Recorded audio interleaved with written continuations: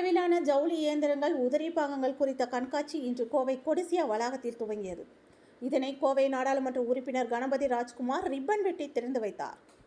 கோவை கொடிசியா வளாகத்தில் இன்று சர்வதேச அளவிலான ஜவுளி இயந்திரங்கள், உதிரி பாகங்கள் குறித்த கண்காட்சி துவங்கியது. சுமார் 1500 கோடி அளவிற்கு வர்த்தகம் நடைபெறும் என எதிர்பார்க்கப்படும் இக்கண்காட்சியின் துவக்க விழாவில் சிறப்பு விருந்தினராக கோவை நாடாளுமன்ற தொகுதி உறுப்பினர் கணபதி ராஜ்குமார் ரிப்பன் வெட்டியும் குத்துவிளக்கேற்றி வைத்தும் துவக்கி வைத்தார். இதனைத் தொடர்ந்து அனைவரது மத்தியிலும் பேசிய தென்னிந்திய பஞ்சாலை சங்கத்தின் தலைவர் S.K. சுந்தரராமன் கூறுகையில், நாட்டில் ஜவுளி என்பது மிக முக்கியத்துவத்தில் ஒன்றாக உள்ளது. அத்தகைய ஜவுளி ஆலைகள் ஒவ்வொரு வருடமும் ஆண்டு மொத்த விற்பனையில் 3% வரை உதிரி பாகங்கள் வாங்குவதற்கும் 4 முதல் 6% வரை ஜவுளி இயந்திரங்களை புதுப்பிக்க ஜவுளி தொழில்துறையினர் செலவினம் செய்து வருகின்றனர்.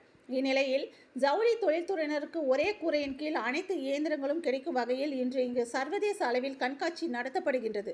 குறிப்பாக உள்நாட்டிலேயே குறைந்த விலையில் இயந்திரங்களையும் உதிரி பாகங்களையும் உற்பத்தி செய்வோரை ஊக்குவிப்பது நோக்கமாக கொண்டு இந்த கண்காட்சி காட்சிப்படுத்தப்பட்டுள்ளது என்றார். இந்த கண்காட்சியில் தமிழகம் மட்டுமின்றி குஜராத், மராட்டியம், மத்திய பிரதேசம், மேற்கு வங்கம், கர்நாடகா உள்ளிட்ட மாநிலங்கள் மற்றும் டயூ, தாத்ரா நகர் ஹாவேலி ஆகிய யூனியன் பிரதேசங்கள், சுவிட்சர்லாந்து, இத்தாலி, ஜப்பான், சீனா நாடுகளை சேர்ந்த 240 ஜவுளி இயந்திர தயாரிப்பாளர்கள் இந்த கண்காட்சியில் பங்கு பெற்றுள்ளதாக தெரிவித்தார். மேலும் இந்த கண்காட்சியின் மூலம் ரூபாய் 1500 கோடிக்கு மேல் வர்த்தகம் நடைபெறும் எனவும் சுமார் 1 லட்சம் பேர் பார்வையிடுவார்கள் என எதிர்பார்க்கப்படுவதாக கூறினார். இக்கண்காட்சியை கண்டு ரசித்த கோவை பாராளுமன்ற உறுப்பினர் கணபதி ராஜ்குமார் செய்தியாளர்களிடம் கூறும்போது, தொழில்துறை வளர வேண்டும். தொழில்துறை வளரும் பட்சத்தில் வேலைவாய்ப்புகள் அதிகரிக்கும், உற்பத்தி திறன் அதிகரிக்கும், மாநிலத்தின் வளர்ச்சி அதிகரிக்கும். எனவே இது மாதிரியான கண்காட்சிகள் நடத்துவது எதிர்கால தொழில்துறைக்கு நல்ல தொடக்கம் என்றார். மேலும் தொழில்துறையினர் தற்போது சந்தித்து வருகின்ற மின்கட்டண உயர்வு, சிறு குறு உற்பத்தியாளர்களின் மூலதன தளவாட பொருட்கள் விலை உயர்வு, ஆள்கூலி, மத்திய மாநில அரசு விதிக்கும் வரி குறித்த பல்வேறு கோரிக்கைகளை தொழில்துறையினர் தெரிவித்துள்ளனர். துறை சார்ந்த பிரச்சனைகளை அதிகாரிகளிடம் பேசி என்னென்ன வகையில் தீர்வு காண வேண்டுமோ அதனை நிச்சயம் செய்து தொழில்துறையை மேம்படுத்த பாடுபடுவேன் என்றார். மேலும் தொழில்துறையின் வளர்ச்சிக்காக தொழில்துறையினர் தன்னை வார நாட்களில் 24 மணி நேரமும் தன்னை அணுகலாம் என்று கூறினார்.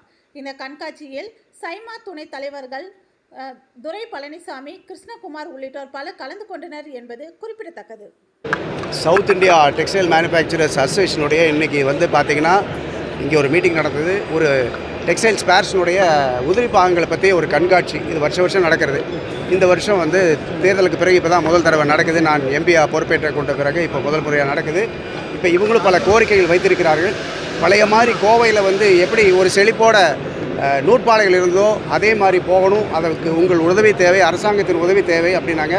கண்டிப்பாக இது குறித்து பாராளுமன்றத்தில் நாங்கள் இதை பற்றி குரல் எழுப்புவோம். சம்பந்தப்பட்ட துறை அமைச்சர் அதிகாரிகளிடத்தில் பேசி இந்த துறைக்கு என்ன செய்ய வேண்டுமோ கண்டிப்பாக நாங்கள் செய்வோம் என்று சொல்லியிருக்கிறோம். இழந்த பொலிவை, அதாவது பொலிவிழந்து வருகின்ற இந்த நூற்பாலை தொழிலை பொறுத்த வரைக்கும், உதிரிப்பாகல் தொழிலை பொறுத்த வரைக்கும் மீண்டும் அதே பொலிவை நாங்கள் தேர்தலில் சொன்ன மாதிரி இதற்காக நாங்கள் கண்டிப்பாக ஒத்துழைப்போம். முதல்வர் அவர்கள் இது குறித்து முதலே பேசியிருக்கார். கோவைக்கு கண்டிப்பாக நம்ம எதாவது செய்யணும்னு சொல்லி முதல்வர் இடத்திலும் சில கோரிக்கைகள் வைத்திருக்கிறார்கள். அதுவும் நாங்கள் போய் பேச போகிறோம். மத்திய அரசிடம் இன்னும் பேசுவோம். இதுதான் அவங்க வச்ச கோரிக்கை. இதை பற்றி சிறப்பாக பிற்காலத்தில் பேசிக்கொள்ளலாம். என்னென்ன கோரிக்கைகள் முக்கியமாக குறிப்பிட்டு கொஞ்சம் வரி விதிப்புகள் பிரச்சனை, கொஞ்சம் கரண்ட் சம்மந்தப்பட்ட பிரச்சனை, இந்த மாதிரிலாம் சொன்னாங்க. அது இன்னும் முழுசாக தெரியல. அது அவங்ககிட்ட பேசி அதுக்கப்புறம் நம்ம கலந்துக்கலாம். ஆனால் கரண்ட் பில் சம்மந்தமாக அதிகமாக இருக்குன்னு சொல்லி ஆமாம், அது அமைச்சர்கிட்ட தான் பேசணும். அது ஸ்டேட் கவர்மெண்ட்டோட பிரச்சனை. ஒரு பாராளுமன்ற உறுப்பினர்கள் முறையில் வேறு இதுதான் கொடுத்தாங்க. வேறு சில பிரச்சனைகள் பாராளுமன்றத்தில் பேசக்கூடிய அளவுக்கு சில விஷயங்கள் இருக்குது. அதை மட்டும் பேச போகிறேன். மற்றதெல்லாம் அப்புறம் பார்க்கலாம். சரி.